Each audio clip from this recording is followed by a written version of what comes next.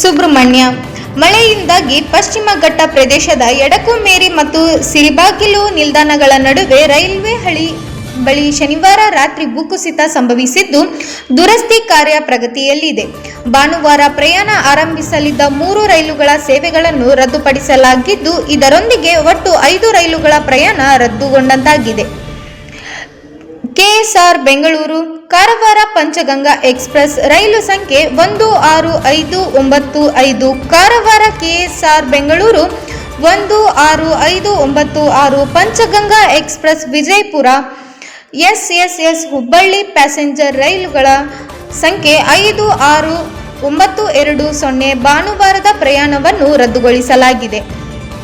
Mangaluru junction Yeshwantpur express ರೈಲು ಸಂಖ್ಯೆ 16540 ಹಾಗೂ ಯಶವಂತಪುರ ಮಂಗಳೂರು ಜಂಕ್ಷನ್ ಎಕ್ಸ್‌ಪ್ರೆಸ್ ರೈಲಿನ ಸಂಖ್ಯೆ 16575 ಭಾನುವಾರದ ಪ್ರಯಾಣವನ್ನು ಮೊದಲೇ ರದ್ದುಗೊಳಿಸಲಾಗಿತ್ತು.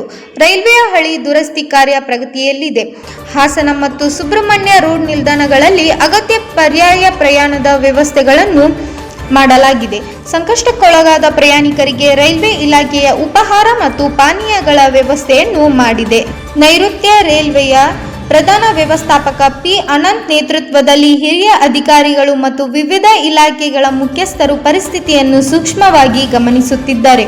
ಮೈಸೂರು ವಿಭಾಗೀಯ ರೈಲ್ವೆ ವ್ಯವಸ್ಥಾಪಕರಾದ ಮುದಿತ್ ಮಿತ್ತಲ್ ಅವರು ದುರಸ್ತಿ ಕಾರ್ಯದ ಉಸ್ತುವಾರಿ ವಹಿಸಿದ್ದಾರೆ ಎಂದು ನೈಋತ್ಯ ರೈಲ್ವೆ ಮುಖ್ಯ ಸಾರ್ವಜನಿಕ ಸಂಪರ್ಕಾಧಿಕಾರಿ ಪ್ರಕಟಣೆಯಲ್ಲಿ ತಿಳಿಸಿದ್ದಾರೆ.